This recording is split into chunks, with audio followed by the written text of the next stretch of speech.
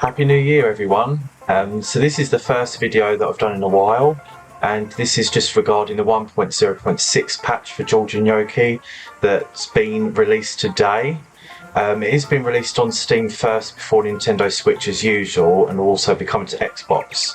So this patch is for quality of life adjustment features. One of the most concerning things we had was to do with the camera. Now, as I show you here, whenever Georgie is obscured by anything in the level, world geometry, foliage, trees, enemies, he'll now show a silhouette through that geometry, so you can always see exactly where he is. This is most evident on the home turf's world because there's so many trees in geometry. So I'll just quickly show you over here. So if we duck under these trees where I take the camera, you can now see exactly where he is. This took us quite a bit of time getting this working because this involved changing the entire rendering engine for the game.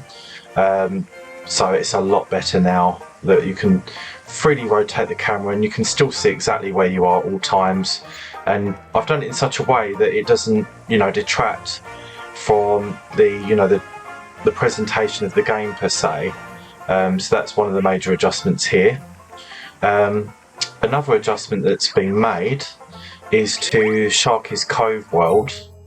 Now with Sharky's Cove, it's actually an extension of Home Turfs in that it is actually set in the world of Felina and not an external world like the others.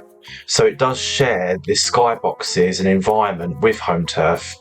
Now, before the 1.0.6 patch, there was no day and time cycle, so now the day and time cycle has now been put into Sharky's Cove, and it just helps make it a lot more dynamic and a bit more of an extension of the overall world. Other things I've done to Sharky's Cove as well is improve the sand textures and effects. It was a little bit too dark for the shoreline before. There was a lot of grass. There's still grass around where there needs to be, but it's just a lot brighter, more cheerful. A lot of the models in the game as well have been just super improved. The mesh count, the poly count, is higher than before. I am running the game on medium settings just purely because of the recording. But the distance in the background with like the lighting effects and everything, it's just a lot better than before. And as you can see, like Sharky's ship here, a lot more 3D. We've got bump mapping going on in various areas of the level. So as you can see in the bottom right hand corner, the time of day is displayed as it does in Home Turf, so it changes the sky dynamically, and obviously the lighting will change as well. And there's just a few kind of rendering bugs and issues that was present on this level because this was one of the first worlds designed in the game. So I've just kind of gone back to it and just improved everything that needed improving, really. Another little minor detail that not many people noticed before was the mermaid bust on the front of the ship. So we've just finished adding that in and just making it sure it animates properly. So as you can see, the skybox has changed and it looks a lot more fantastical. I mean, look at that with the ship in the background there. It just looks lovely, doesn't it? So it just adds a lot more kind of fantasy kind of aspect to the game that we was going for originally. But yeah, it's just a lot better now, and obviously that changes the lighting under the water as well. So we've got some lovely colours coming through. So yeah, so this is just kind of like a quality of life patch.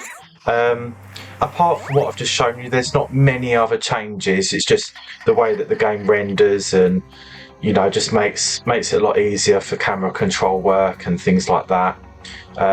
So just more refinements as we go along that are always needed. I mean, if we jump through here, look through there, we can kind of see his feet coming through as a silhouette. So just makes it a lot more easier, especially being a platformer game. You need to know where the character is on screen all the time. So yeah,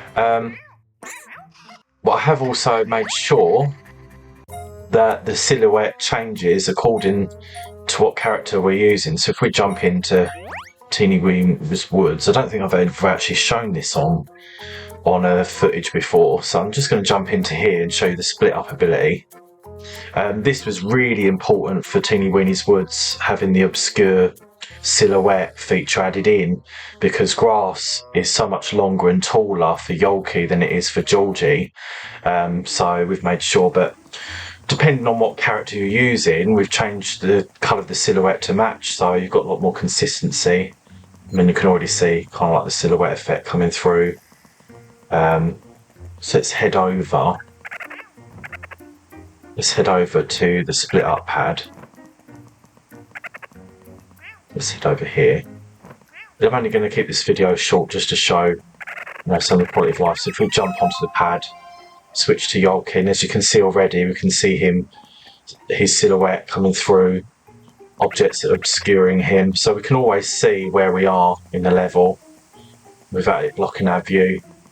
So yes, this patch will be coming to Nintendo Switch. It's currently behind on the patch schedule just because it takes upwards of 30 days for release of each patch. So the patch that will be going live for Switch will be the 1.5 patch, and then followed by this one later on. We are still waiting for the Nintendo Switch announcement, the Nintendo Switch 2 announcement, sorry, to be released, because this was always from the very get-go developed as a Nintendo Switch 2 title, and we're really pushing the limits of what the Switch Generation 1 can do now with this game. So yeah, as soon as we hear anything, we'll let you know. But come join us, as the little teeny weenie is telling us to. So come join us in the game. We really hope you enjoy, and we're just going to keep on releasing these improvements as we go along. So Happy New Year, everybody.